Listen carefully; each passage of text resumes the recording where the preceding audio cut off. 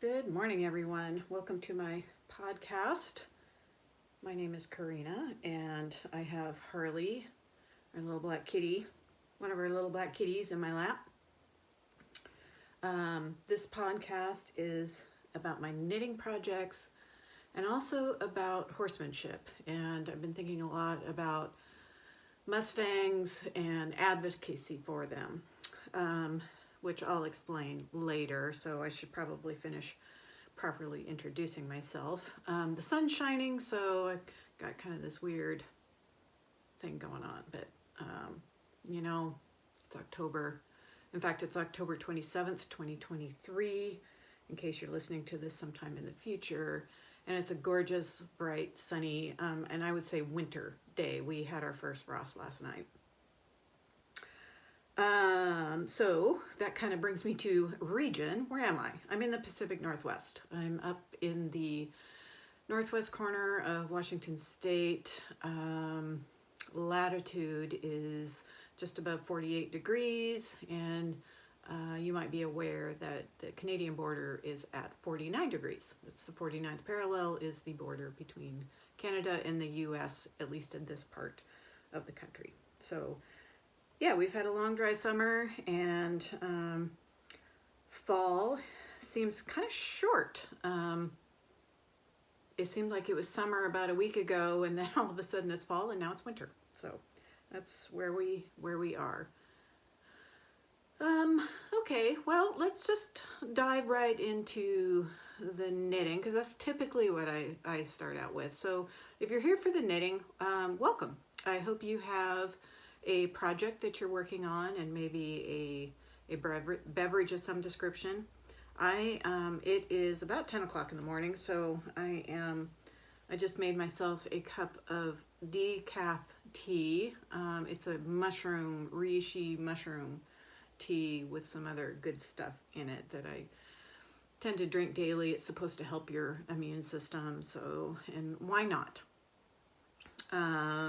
I actually need to wait for it to cool down, because I was just at the dentist getting my teeth cleaned, and they did a fluoride treatment, which they paint after they do all the cleaning and the polishing. They paint this fluoride on, and it takes a while to absorb into the weak spots in your teeth. So just bear in mind, this is medical grade fluoride, not industrial waste fluoride, so there's a huge difference in terms of toxicity, risk, and exposure, so bear that in mind.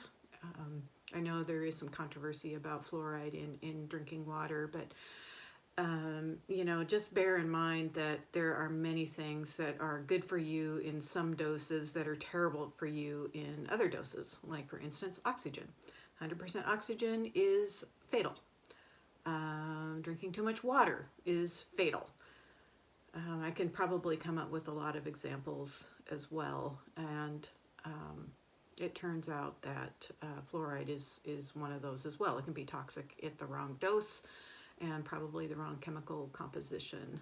That is not true for everything, though. I don't know that there's any safe level, for instance, of lead or arsenic. I'm getting way off topic. My day job is public health, so I look into these issues quite frequently.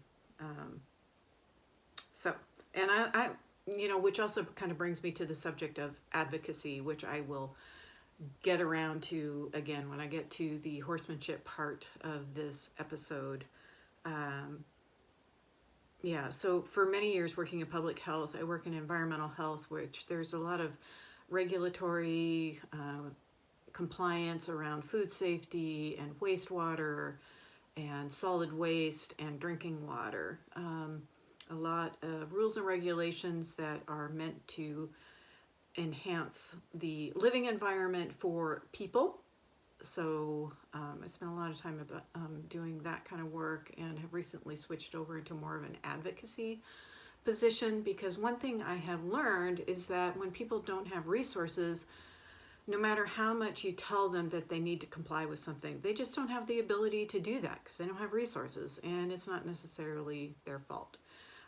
That is an entirely different subject that I spent a lot of time thinking about and learning and listening to during my day job. So I don't really want to get into that here. I want to get into knitting, get into the fun stuff. So this is episode 41. I tend to record every couple weeks, and sometimes every 3 weeks. It just really depends on what's going on in my life. So I've been doing this since, I know I started in April in a year. It could have been in 2022. That sounds about right. So anyway, and the reason for this is that I guess I like to tell stories. And initially I got into it to sort of practice some public speaking and gathering my thoughts when I'm in front of a camera or an audience. I don't know that that's necessarily the case now. I mean, I'm certainly a lot more comfortable with public speaking and stuff like that, having just come back from a conference where I gave a presentation on equitable wastewater futures, and I'm getting back into my day job, which I kind of would like to avoid. So let's get into the knitting. Like I said, Harley is on my lap and he's making me very warm. I have a bulky sweater on that I made. I think I've shown this in a previous episode. It is, since I certainly could not disturb the kitty, I'm going to disturb the camera, which is hard when the lens is on the same. So here's the kitty that's occupying my left hand, so which is why I can't use it. This is a Barocco pattern. It's called Crossvine. It's made out of a chunky alpaca yarn. The color, I believe, is emerald. And I may have to disturb the kitty because I am getting very warm, especially with him sitting in my lap. So yeah, cable front and back. Sleeves are plain, a little bit long. I tend to fold, I don't know if you can see this, fold down the cuffs. I should have made the sleeves a little bit shorter, but I didn't think of it at the time. So pardon the palm of my hand as I reset the camera because I cannot disturb the kitty. Such a sweet kitty. I hope everyone has a pal that can sit in their lap and snuggle with them when they need it. So, of course, he's sitting lengthwise now, which he's going to fall off. I'm looking up here because this is where I put my finished objects so that his brother, the yarn murderer, Herbert, who happens to be downstairs, but if he comes upstairs and he sees an undefended knitwear garment, he will chomp on it, because he's kind of a jerk that way. So these are the Sockoween socks. These are the Hobbity socks pattern by Kay Jones. This pattern I don't believe is available on Ravelry. I'm a patron of theirs, and the pattern came out in their Knitability Christmas issue of 2022. So the yarn is Freckled Whimsy, self-striping. This is the October colorway, Hagrid's Pumpkin Patch with contrast color, which is this little, I put a little pop of green. Well, actually, you can see it better on this one because of where the yarn started. This is the second sock I'm showing you. So the first sock, the stripe is very close to the cast on and the little pop of color that I do. I do the heel, flap, and gusset in the contrast color. I like this. I've never tried an afterthought heel. I know people like it. It looks a little strange to me, and I really like the heel, flap, and gusset. I like the way it fits. And then the toes, I think this is what Kay calls her cottage toe, and it is also in the contrast color. So yeah, fun pair of socks. I am starting to notice that my hands bother me. I use a size 0 needle because I knit left-handed and my gauge is a little bit loose. So, and those little teeny tiny needles, I'm just kind of feeling it in my hands. Part of it's my age. Part of it is that probably I spend all day, every day on a computer. And part of it is I have horses, so I spend a lot of time using my hands to use a pitchfork to, pick manure, and, I use my hands to lift hay bales and other heavy things. So I feel like I have enough pairs of socks right now that I can give those a rest and start focusing on my other projects. What else was I going to say? Oh, the needles. I'm looking up at my socks, in case you're wondering. The needles are Chowgu Red Lace. I love them. I love working magic loop. I have done the double pointed needles. Not as much of a fan. I think I knit those on the bamboo variety. And what's interesting is that I started these socks on the metal one, same size. But then, and I'll show this project here in a minute. It's one of my whips. I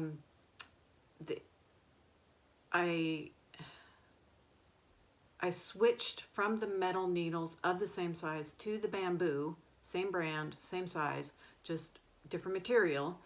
And the sock that I knit mostly on the metal needle is a little bit bigger. So, and I haven't blocked those, and I won't. I'll just throw them. I'll just wear them and throw them in the washing machine. They're a superwash. It's the Serendipity Freckled Whimsy base, and so I can't remember what the percentage is. Probably 75-25, I'm guessing, or maybe 80-20. I don't remember. If I have another, no, I don't. I was gonna say if I have a label in one of my bags that's sitting here, I can share it with you, but I don't have that brand of yarn on my needles on any other project. Okay, so I do have another pair of socks on the needles, and this is a mystery knit along by Sofia's Tales, who is a, I'm trying to bend over and not just, okay, the kitty just left my lap, so perhaps I can relax a little bit. I think he found a much more appealing, a sunny spot that's more appealing. Probably tired of me kind of squishing him around. And this will explain why I switched needles from metal to bamboo on the other pair. So this is Sofia's Tales sock, and when she released the first clue, it was just the cuff, and which went pretty quickly. So her suggestion was, when you wait for the second clue to come out, cast on the cuff on another set of needles. So that's what I did, and I thought, I better have the same needles for both socks, which is why the other needles ended up on, or the other sock ended up on the bamboo needles. So this is the end of the first clue for this sock. I am still working on the first clue on the second sock. So it's not your standard cuff, not standard ribbing. There's, I don't know if I would describe it as purely a broken rib, but that might be a good description. So, and then it's kind of a ribbed sock, but not just straight one by one ribbing. The yarn is a ball of yarn I got from a trunk show about a month or so ago. Jadawoo Designs, hand-dyed yarn. And then the body of the sock, does the sock have a body? Anyway, the main part of the sock, the leg is what it's called. It's not a body, it's a leg. The leg of the sock is in a legacy yarn, and I have talked about this before, where my partner's Aunt Gail, who is also a knitter, she lives in the northeast part of the country, she was invited to visit the yarn stash of a woman who was having to go into memory care, an older woman who was having to go into memory care and had quite a nice stash of yarn. So Aunt Gail,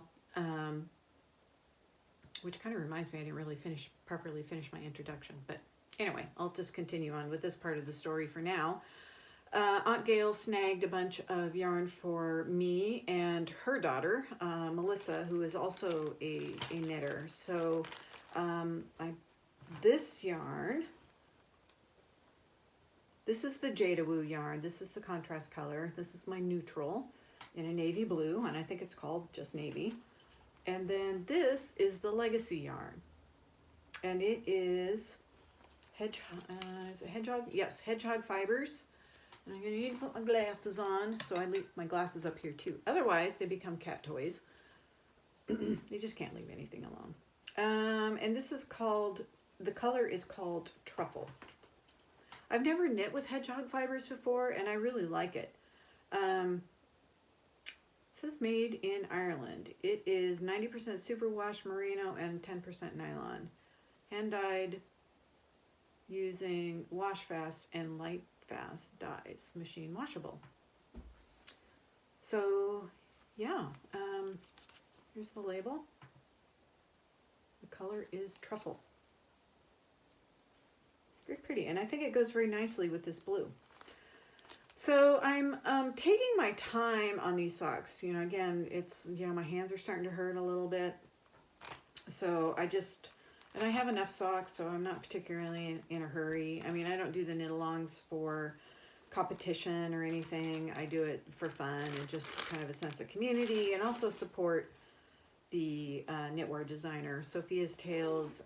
She is Swedish, and she had a fairly rough patch in her life recently, and she's just a very wonderfully inspiring woman whose talents include knitwear design, and she does a lot of color work, patterns, mittens, and cowls and scarves.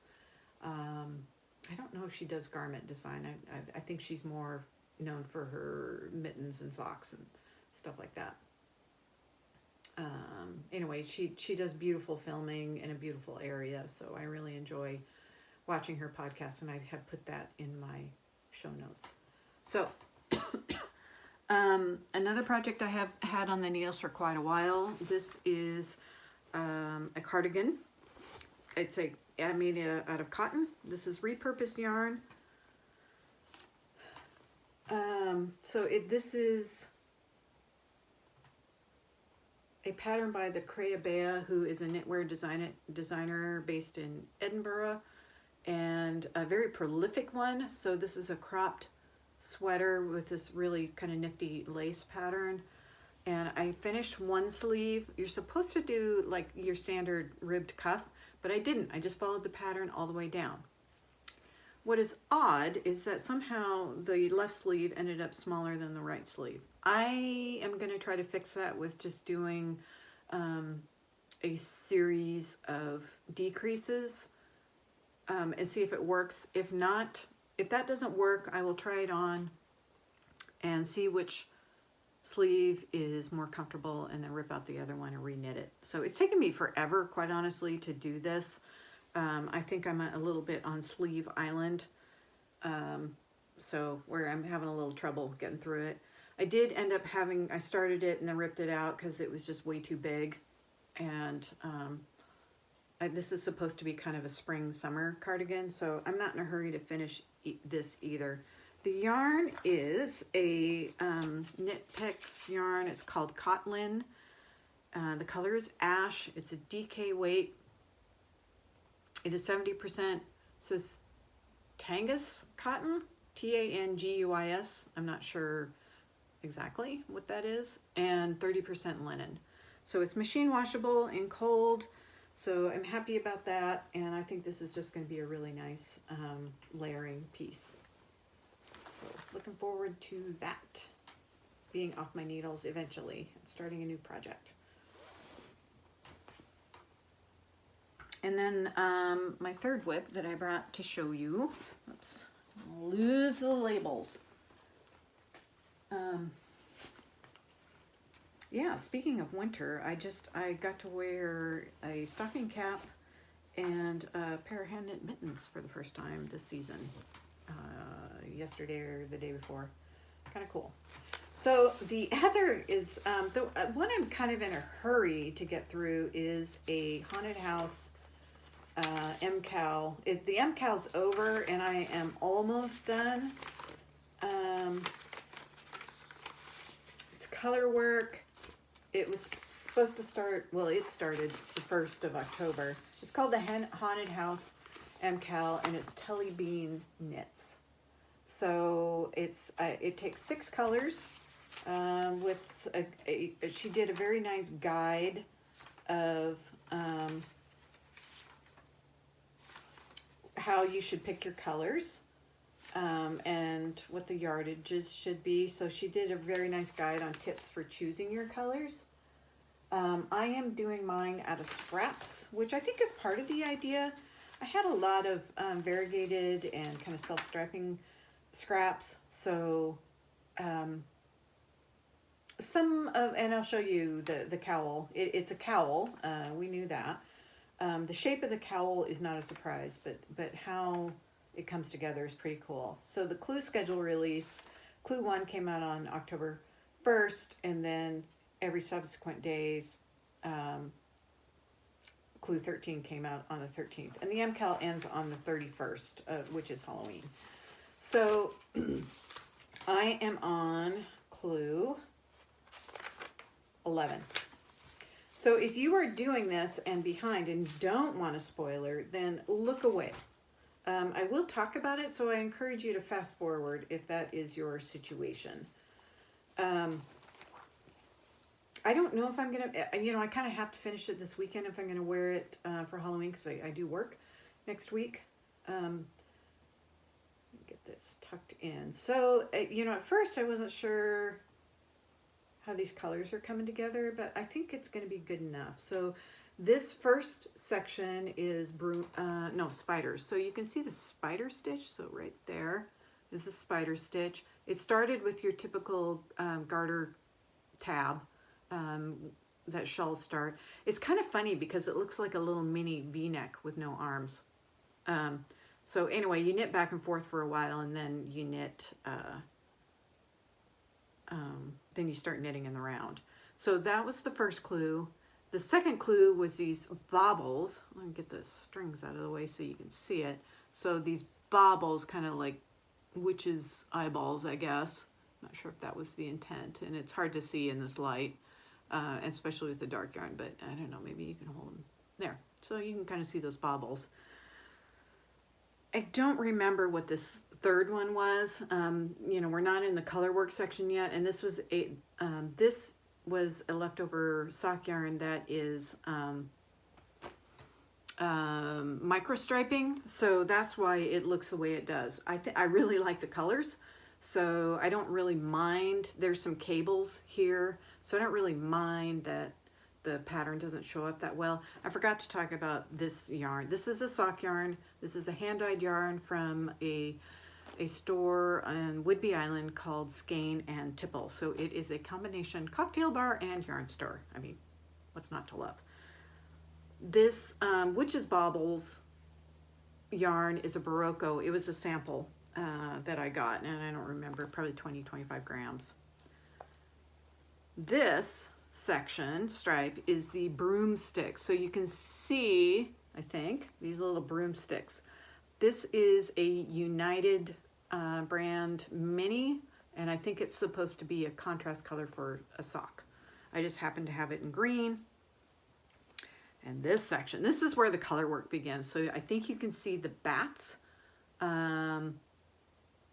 The gray yarn is, I think it's a Knit Picks gloss, maybe leftover fingering weight from a Stephen West shawl I did last year. And then the teal, that's the bats are in, the bat wings, is from a colorwork hat I did for my partner Randy. That was part of the introduction that I missed, is that, it's like I live here in Northwest Washington with my partner, our two kitties, and my two horses, who are Mustangs that I adopted from the Bureau of Land Management Wild Horse Adoption Program. So that's the rest of the introduction.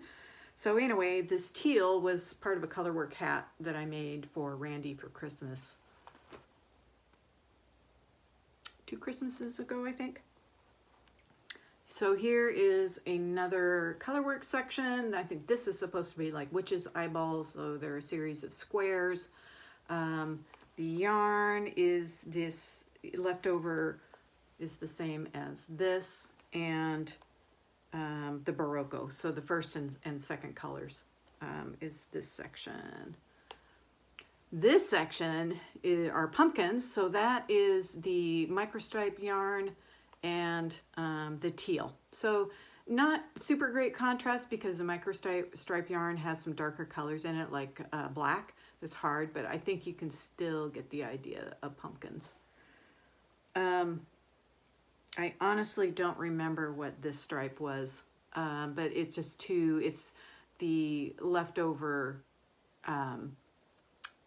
sock yarn from Skein and Tipple, and the contrast color is this light green, the United sock yarn. So not enough contrast, but to me it kind of brings it all together. I ran out of the micro stripe yarn and ended up having for this ghosty section, which is kind of hard to see because it's curling up because that's near the edge, this ghosty section. So I had to use another, I think that's a Polka Dot Creek self-striping sample that I got, or mini. And I think it's part of an yeah, it is. It's part of October Advent. And then the gray is the Knit Picks.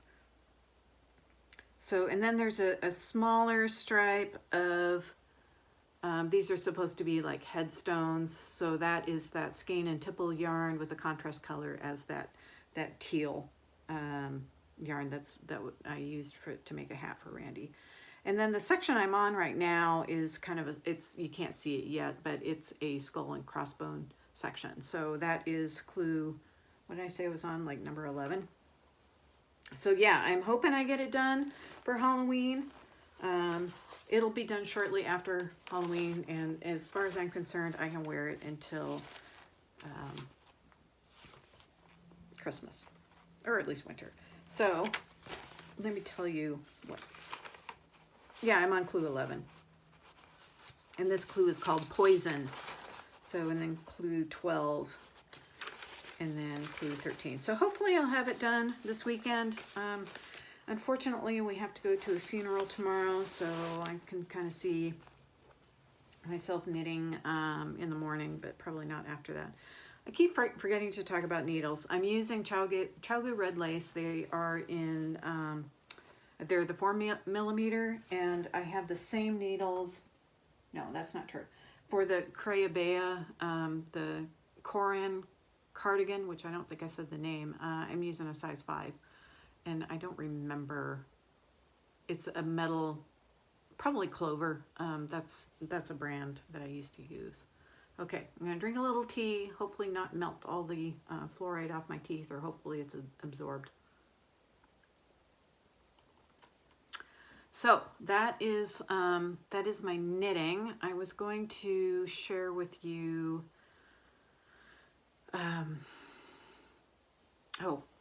there's a free pattern that just came out from Barocco. It's called Minerva, and it's just this really cute, simple. So if you go to the Barocco website, this is a free download. I really like Barocco patterns. I have found them pretty easy to knit and size inclusive. So the finished measurements on this is 36 inches at the small end up to 72 inches. So that comes to 1, 2, 3, 4, 5, 6, 7, 8, 9, 10 sizes. And the length, you know, I think you could do it cropped because it's definitely meant to wear over something. So I have some, what's the yarn? It's a Lannis Quick needle size 11, 8mm. Oh boy. And the gauge is 12 stitches. So for 12 stitches equals 4 inches. So pretty big. I am kind of thinking about holding some yarn together. So maybe, I have to think about that. It's kind of, I have a lot of projects. I think I mentioned, I'm looking for my stapler now, which I don't see it, so I'm not going to worry about that.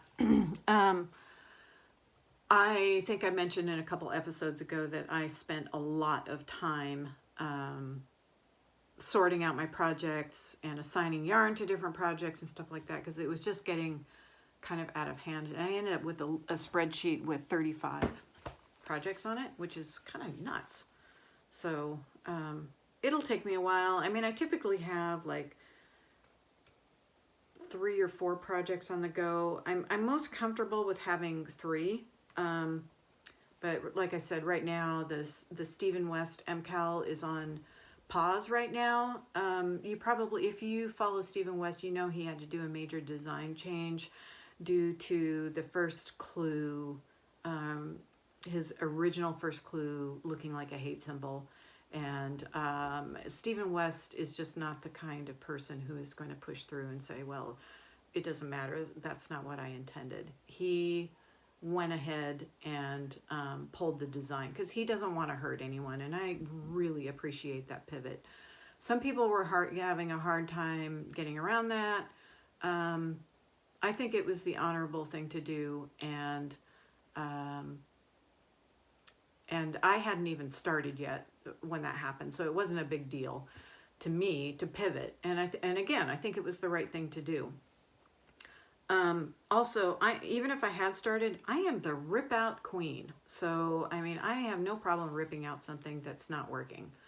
And, you know, I have gotten tired of projects or, you know, garments. Sorry, I'm, you know, kind of disappearing out of the picture. I have gotten tired of garments and just ripped them out and knitted something else. So, you know, to me, that's just, rather than wasting it, I think that's a better way, or throwing it away, you know, throwing it away. It could give it away. Unfortunately, my family members are allergic to wool, so I can only really give them projects that are made out of non-wool.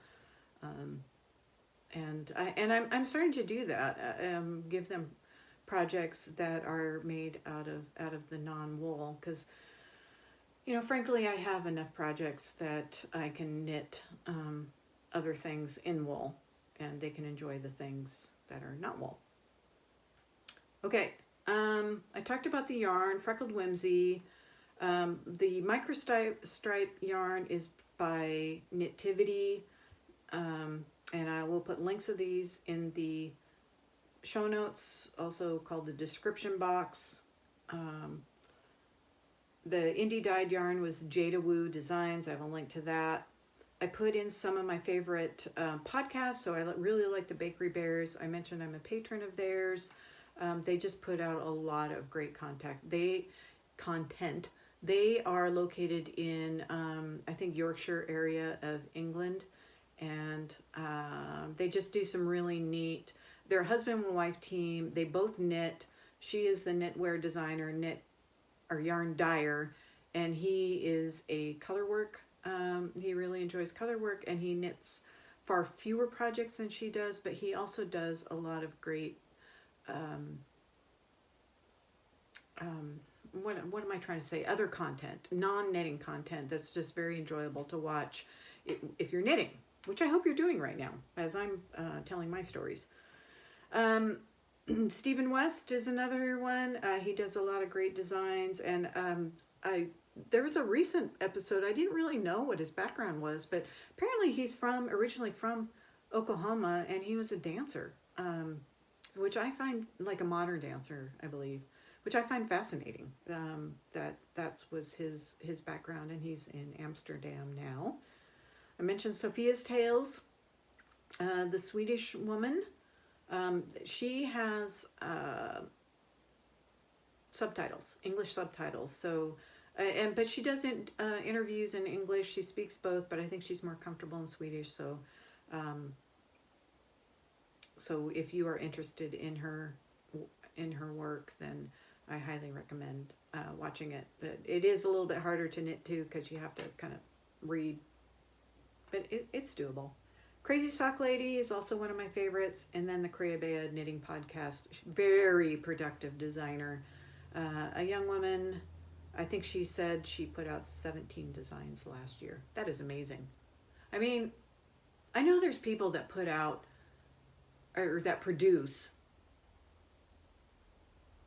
you know, upwards of 100 garments a year. I don't do that. Or like somebody, I think I was watching, might have been the Crazy Sock Lady, like 60 or 70 pairs of socks.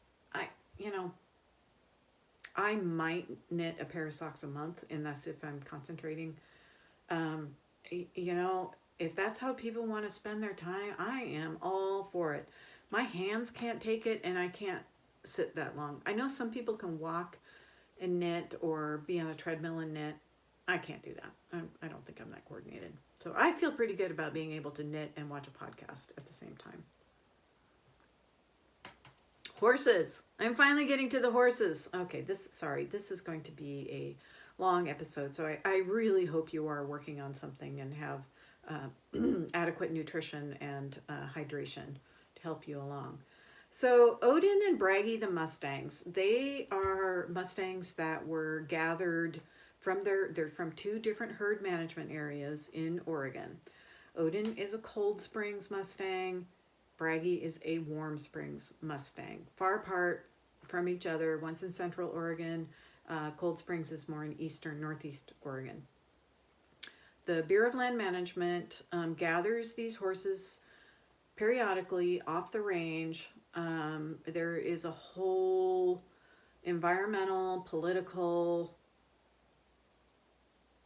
background on this that I don't want to get into. There's the reason why I adopted Mustangs is because they are part of the natural environment that need a place to be, I guess. And I will say that the average lifespan of a Mustang in the wild is 7 years. The average lifespan of a domestic horse is probably 25 or 30 years. So life is hard out there on the range, and they are subject to all the cruelties of nature. Nature is indifferent to us. Predation, starvation, parasites, all the things that happen, and they don't have a natural breeding program, a managed breeding program. They are instinctual animals that breed when it's time to breed and foal when it's time to foal, and the circle of life continues.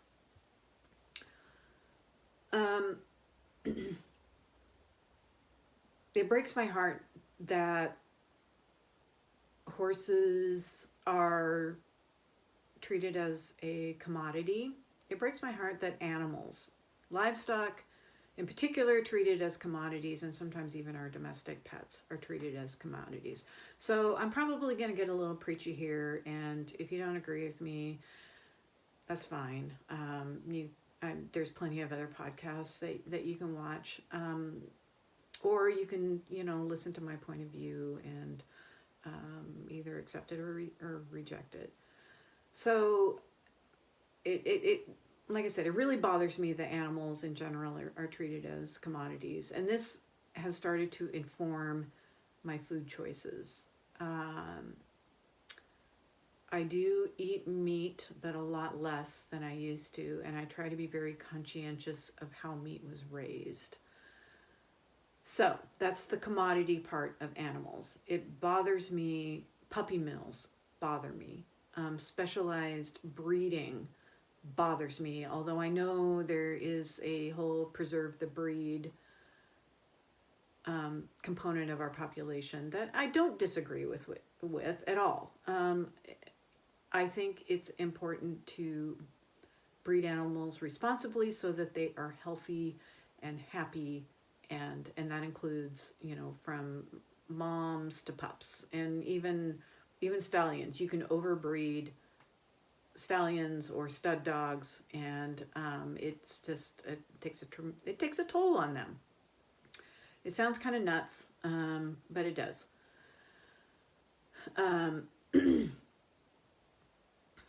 So this has gotten me to think a lot lately about advocacy.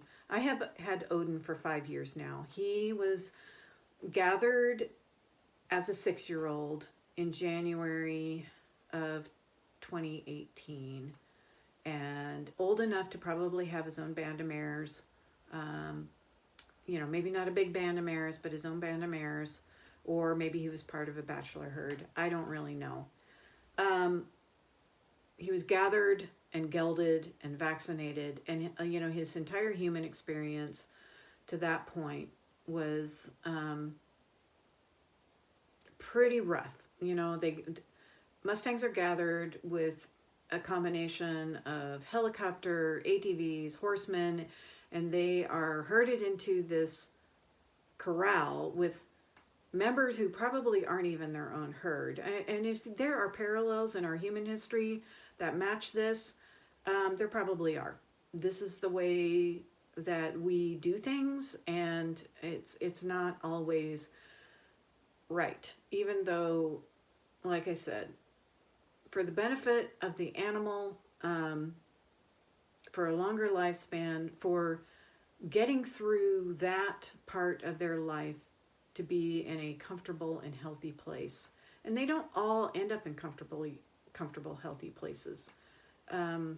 Horsemanship is a traditional vocation, if you will, and there are some who think that horses need to do what they want them to because they should. And, you know, there are people who think that about their dogs, their spouses, their children, their employees, where someone doesn't have a voice in it. And I guess what I'm trying to say is that I would like my horses have a voice in their care. I have been very kind to them, and I think Odin in particular enjoys. He has always seemed grateful to me. He has always seemed like he really appreciates the water, knowing where the water is every day, knowing where the food is every day. Some of the things he thought was weird, like routine veterinary care, you know, like deworming, for instance, vaccinations, things that really protect health when you're in a more crowded environment. Crowded being maybe not with your herd mates where you have the same immunity against things. And like farrier work. The way Mustangs travel across the landscape, they have naturally trimmed hooves. But when they are in a more domestic environment, they need a farrier to do that. And I just remember when I first got him and the farrier's like, here, give me your foot. And he's like, why? Why do you want to hold my foot? That is so weird. But he got used to it, and now, you know, the farrier doesn't even have to tie him up or anything. And we've always, you know, just had him be at liberty so he could say, no, I need a break. And okay, that's fine. Have a break. Now he's done in 20 minutes, and he knows he gets a cookie for being a good boy. Bragi is a 5-year-old Mustang that I got for a companion for Odin in 2020. Bragi was gathered in fall of 2018, and I think he was in holding for maybe a year, and he probably came to holding when he was maybe not even weaned. And I don't know anything about his mother, whether he got to stay with his mother or anything like that. All I know is that when he came to me, he might have been 18 months old, he might have been 2, don't know. Very immature horse, and he has some kind of strange behaviors that make me think he was not fully raised by his dam, because the dams teach them some, you know, social aspects. So that's been up to my older gelding, Odin. So that's just kind of a long rambling story about Mustangs. And, you know, I could go on about, you know, other domestic horses that are bred. So many are bred. There are so many foals on the ground for quarter horses, thoroughbreds, Arabians for specific purposes. It could be for thoroughbreds, it could be horse racing. For quarter horses, it could be some of the ranch work, reining, you know, all these competitive events.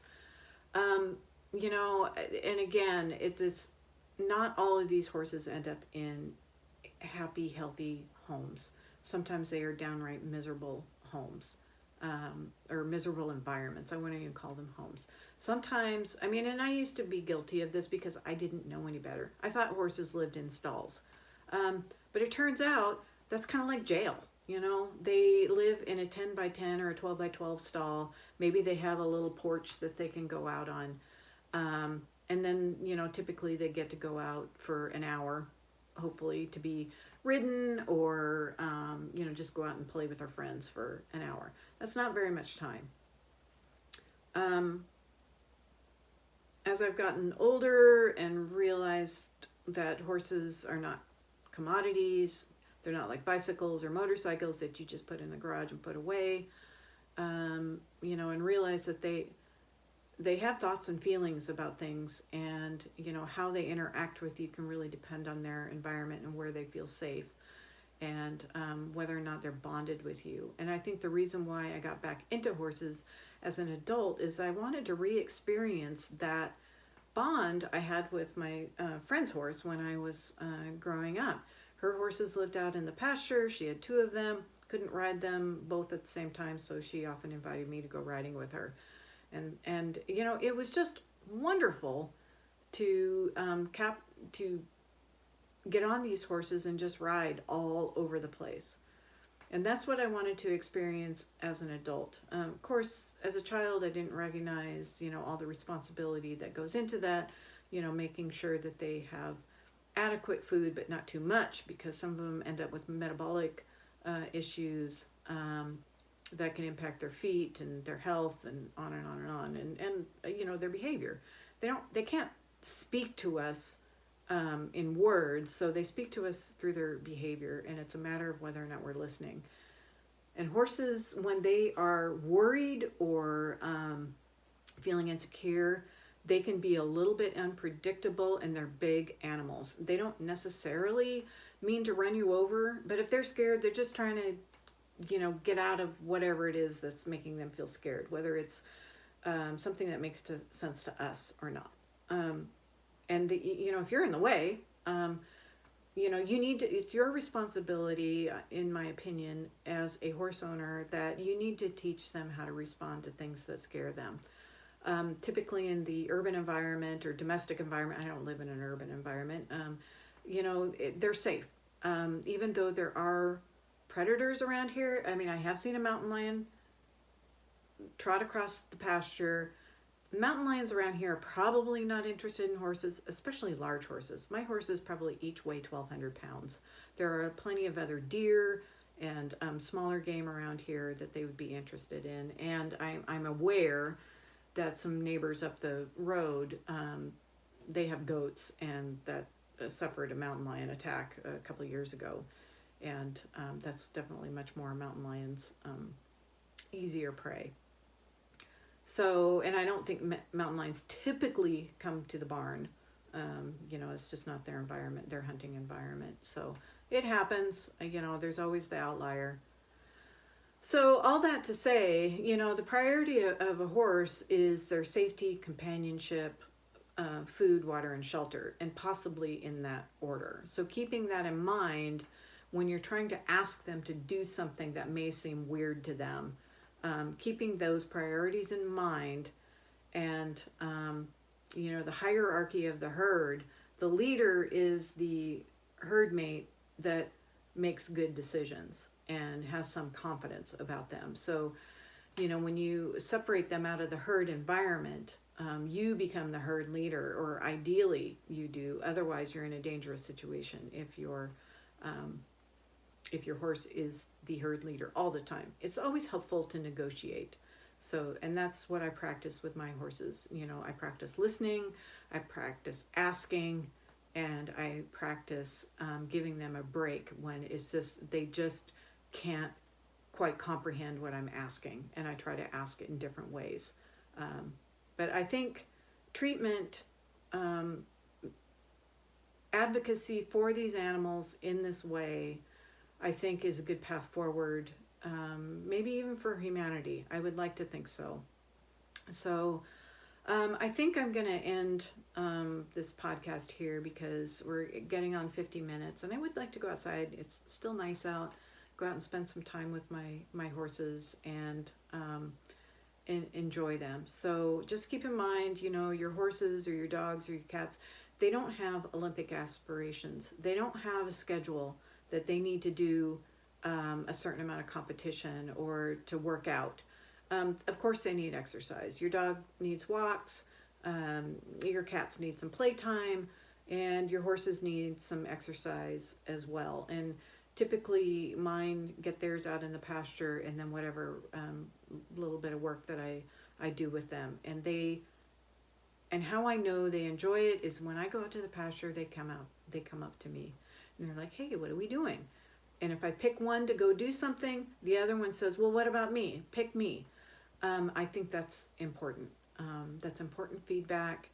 And if you've been working your animal, training your animal, trying to teach it something and it walks away from you when you approach, that is information. It's like, okay, maybe I pushed a little too hard, or it was just too confusing, or they're just not ready yet. So, bear that in mind when you're thinking about your animals and how you interact, and maybe your human companions as well.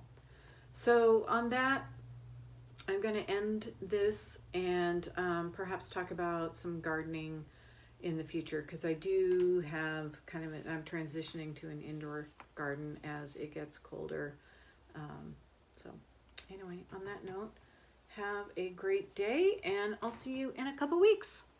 Bye.